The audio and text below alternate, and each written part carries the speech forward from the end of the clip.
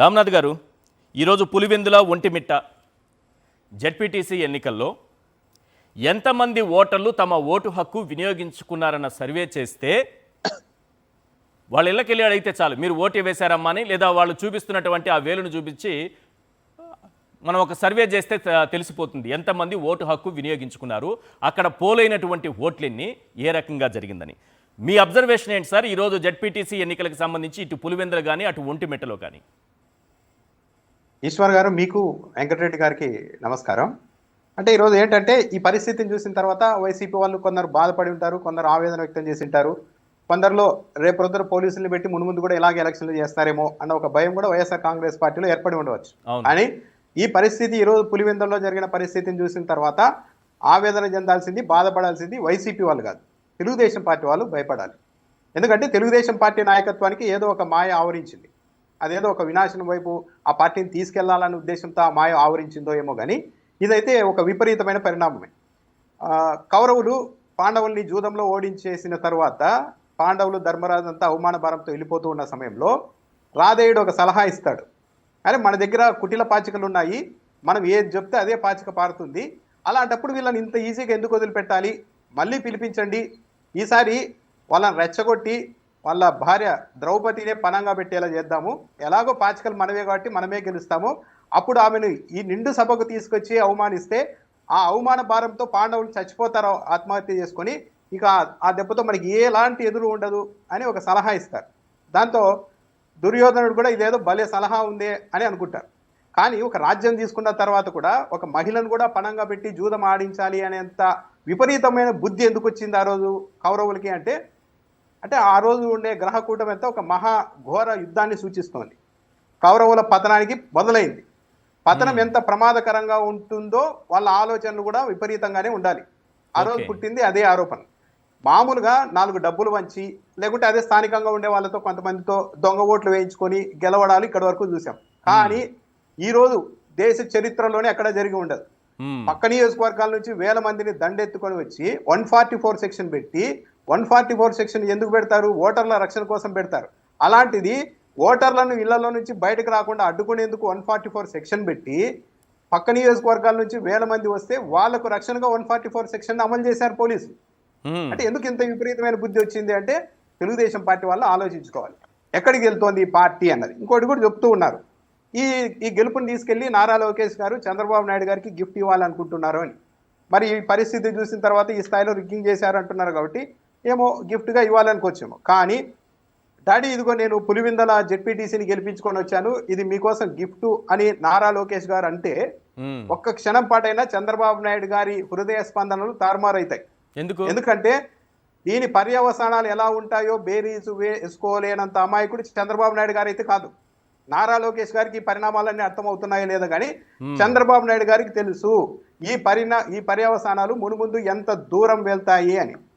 కానీ సార్, మీరు ఇంతకుముందు మహాభారతంతో ద్వాపర యుగంతో పోల్చుతూ చెప్పారు, ఆ రోజు దుర్యోధనుడు చేస్తున్నటువంటి ఇటువంటి కార్యక్రమాలను ధృతరాష్ట్రుడు అన్నీ తెలిసి మౌనంగా కూర్చోవడం తప్పే.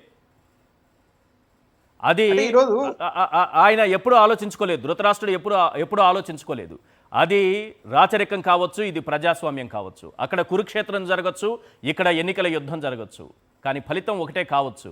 కానీ ఆ రోజు ధృతరాష్ట్రుడు ఏ పాత్ర పోషించారో అలాంటి పాత్ర పోషిస్తే ప్రమాదకరం కాదా? అది ఆ మాత్రం ఆలోచించుకోలేని పరిస్థితిలో ఉంటారా చంద్రబాబు అని మీరు అంటున్నారు. కానీ పాత్రలు అవే అయినప్పుడు స్వభావం ఎక్కడికి పోతుంది? ఎప్పుడైనా కానీ అందుకే ఈశ్వర్ గారు, ఆ యుగమైన ఈ యుగమైన వినాశకాలే విపరీత బుద్ధులు అంటారు.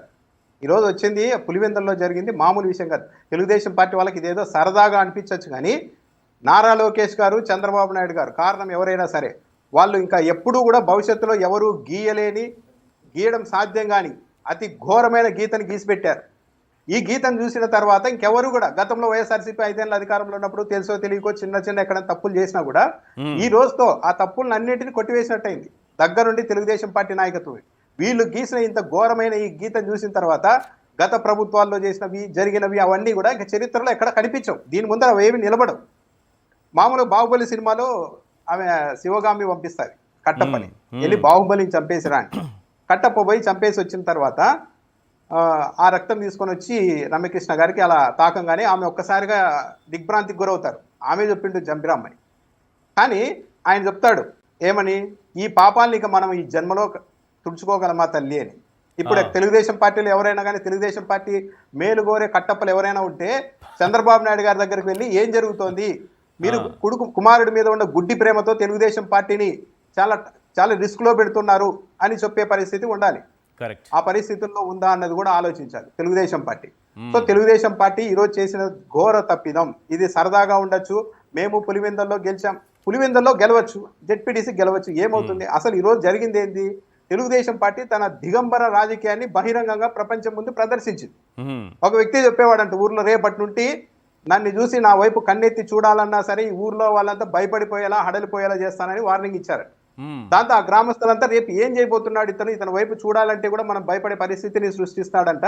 ఏం జరుగుతుందా అని ఎదురు చూస్తూ ఉంటే ఆ మరుసటి రోజు ఆ వ్యక్తి వీధుల వెంబడి దిగంబరంగా బట్టలు లేకుండా నడవడం మొదలు పెట్టారు.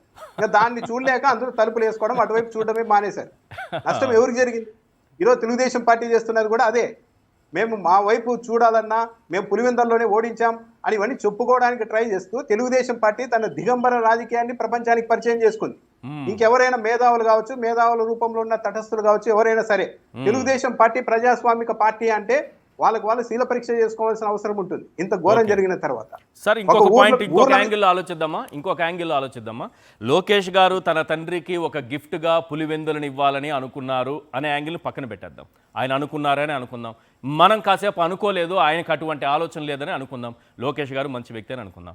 సార్ మేమే పులివెందులని తీసుకొచ్చి మీ చేతుల్లో ఒక గిఫ్ట్గా పెడతామని బీటెక్ రవి, ఆదినారాయణ రెడ్డి ఇలాంటి లోకల్ లీడర్స్ ఒకవేళ చెప్పుంటే రేపు దాని ప్రతిఫలం అనుభవించాల్సింది ఎవరు?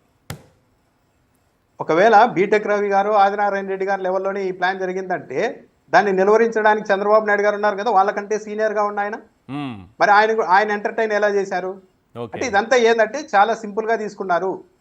ఏం లేదు, మీడియా బలం ఉంది. ప్రొద్దున్నటి వార్తలు చూస్తూ ఉంటే చాలా అత్యంత ప్రశాంతంగా ఎన్నికలు జరుగుతున్నాయని ప్రచారం చేస్తున్నారు. మరి ఎక్కడ ప్రశాంతత ఉంది? ఒక గ్రామాల మీదకి 2000 మంది దండెత్తి వస్తే.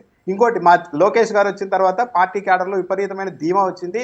అందుకే పులివెందుల్లో వీరోచితంగా పోరాటం చేస్తున్నారని కూడా ఒక ప్రచారం మొదలు పెట్టారు, ఒక ఎలివేషన్. కానీ దీంట్లో వాస్తవం లేదు. ఎందుకంటే ఆ పులివెందుల్లో ఈరోజు ఎన్నికలు చేస్తున్నది ఆ గ్రామాలకు సంబంధించిన తెలుగుదేశం పార్టీ వాళ్ళు కాదు. వాళ్ళు ఎవరు ముందుకు రాలేరు ఇలాంటి అఘాయిత్యాన్ని, ఘోరాలను చేయడానికి. మేము రాము, ఇది చాలా దుర్మార్గం అని వాళ్ళు రాలేదు.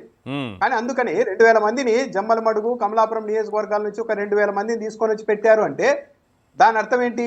నిజంగానే నారా లోకేష్ గారి మీదనో చంద్రబాబు నాయుడు గారి నాయకత్వం మీదనో నమ్మకం ఉండి నిజంగా తెలుగుదేశం పార్టీ శ్రేణుల్లో ఊపొచ్చింటే ఆ గ్రామాలకు, ఆ మండల పరిధిలోని గ్రామాల్లోని తెలుగుదేశం పార్టీ నాయకులు పనిచేయాలి కదా. వాళ్ళు పని చేయకుండా 2000 మంది బయట నుండి వచ్చి ఎందుకు రిగ్గింగ్ చేశారు అంటే లోకల్లో లేదు. ఇంకో విషయం కూడా క్లారిటీ ఈరోజు ప్రజలంతా నిశ్చితంగా గమనించాల్సింది ఏంటంటే, పులివెందుల్లో వైఎస్ఆర్సీపీ వాళ్ళు, వైఎస్ఆర్ కుటుంబం రిగ్గింగ్ చేసుకొని గెలుస్తోంది దశాబ్దాలుగా అంటూ ఒక ప్రచారం చేస్తూ వచ్చారు. ఈరోజు ఆ ప్రచారం పచ్చి అబద్ధం అని చెప్పి ఈరోజు తెలుగుదేశం పార్టీనే ధృవీకరించింది.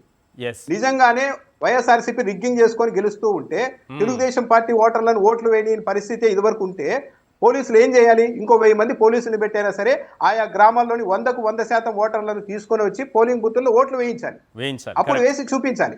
కానీ వాళ్ళకి అర్థమైంది 100కు 100% పోలింగ్ ప్రశాంతంగా జరిగినా కూడా ఇక్కడ మనకి గెలుపు లేదు, 24% మించి తెలుగుదేశం పార్టీకి ఓటింగే లేదు, కాబట్టి గెలవడం సాధ్యం కాదు ప్రశాంతంగా జరిగితే అని చెప్పి లోకల్ వాళ్ళని నమ్మకుండా జమ్మలమడుగు నుంచి 2000 మంది తీసుకొని వచ్చి ఎలక్షన్ చేసుకున్నారు. కానీ ఇది తెలుగుదేశం పార్టీకి ఒక పునరాలోచన చేసుకోవాలి. తెలుగుదేశం పార్టీలో ఎవరైనా విఘ్నులు ఉంటే ఇది సరైనది కాదు, ఇది చాలా దూరం వెళ్తుంది అని ఇప్పటికైనా పార్టీ నాయకత్వానికి అర్థమయ్యేలా చెప్పాలి. కానీ వాళ్ళు వింటారా లేదనేది డౌటే.